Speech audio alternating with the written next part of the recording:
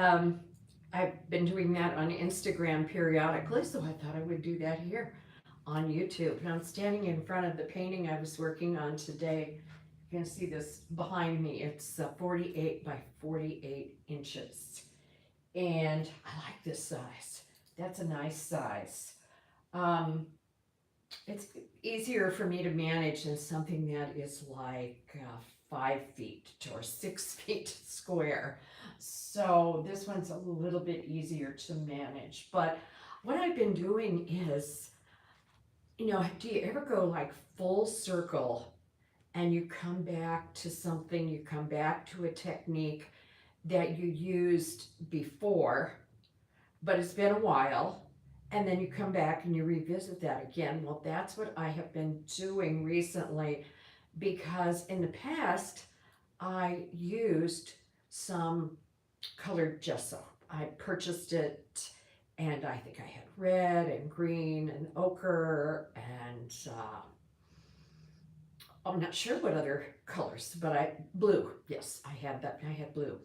And so I used those just like I would an underpainting, but it's been quite a while ago. So I just thought, instead of painting on a white canvas, I want to paint on something that is colored. So, and usually I use underpainting in my pastels and my acrylics, but instead, what I've been doing is I have been taking my Liquitex clear gesso and I have been adding some paint to it. I've been adding some Lucas Krill acrylic paint to it. It's kind of in a squirt bottle, so it's a little thinner consistency. And so far, I have used green, I've used red, I have used a raw sienna, and some kind of a purple, and now this one is blue. So, and then I just paint the canvas one color. No underpainting, it's just, that's the color of the canvas, and I work on the color. It's really been very interesting to me because none of it is very muted. It's a very kind of in your face color. This is not very muted. It is a lot of blues. There's cobalt.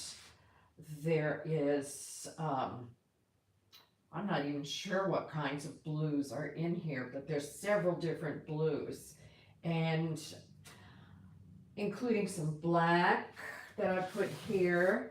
And then I was really struggling with, it needed something else, like it needed some kind of I thought green in the beginning, but then I changed my mind after looking at some other similar images on Pinterest. A lot of times I go to Pinterest and see what are some other artists that are working on a certain color of a painting. What are they using that I haven't thought of? And of course, neutrals are like big for me in pastels. I'm always including neutrals in my pastels. And so one of the things that I saw with some blue paintings was brown.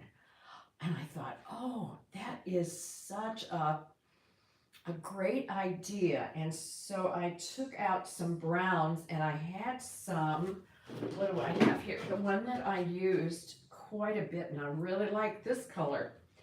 This is a brown ochre of Sennelier.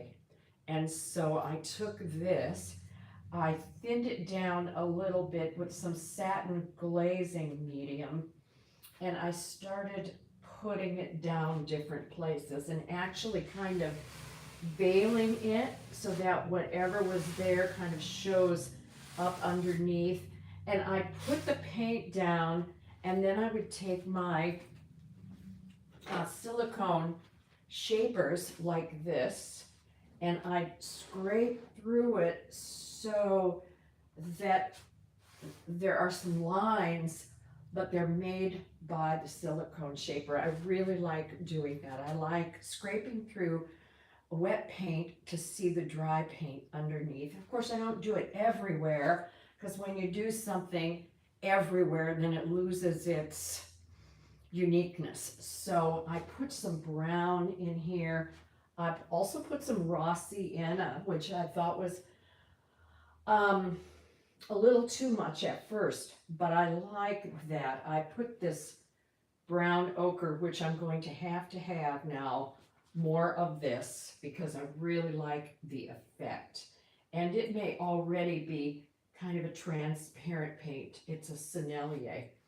And I put some up here, and there was some yellow green in here at one time, and it just wasn't working for me. So I was able to cover a lot of that up. So am I finished with this at this point? I may be just will let this one sit for a while and move on to the next. I've been painting pretty fast recently. So, and I'm taking the summer off from, Zoom teaching and some other things that I've been doing, because I really need to concentrate on my painting. And so, sometimes, even though I'm retired from my previous employment where I would get stressed out, sometimes I get too many things that I'm trying to do. And so right now I'm trying to reevaluate, what is it that I really want to do? I enjoy teaching. I really love teaching Zoom workshops, because I've gotten to know some people, some really great, mostly women artists, and it's just been a great situation to be able to do that. So I really want to focus on that, but I need to kind of get away from 4 days a week I'm making videos for something.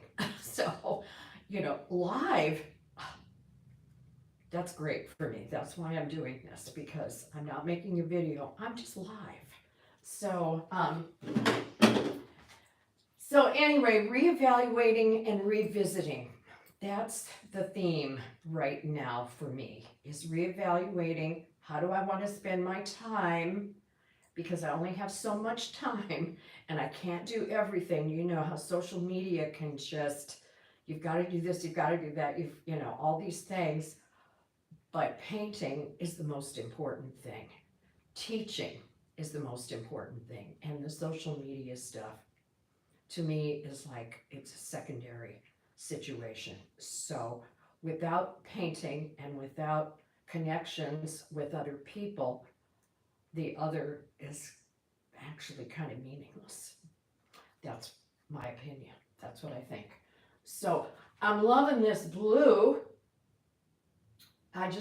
It's not water, it's not anything, but it just draws me into it. And that color is just, I love that color. So there'll probably be more of these in the future. And actually, when I started it, it actually was based on a small portion of one of my recent pastels, but it looks nothing like my pastel. It just went off on its own tangent. So anyway, enjoy your summer. Paint, relax, be creative, and I'll check in live from time to time. So thanks for watching. If you have stopped in to see what I'm doing and what I'm talking about, I appreciate that. So thank you.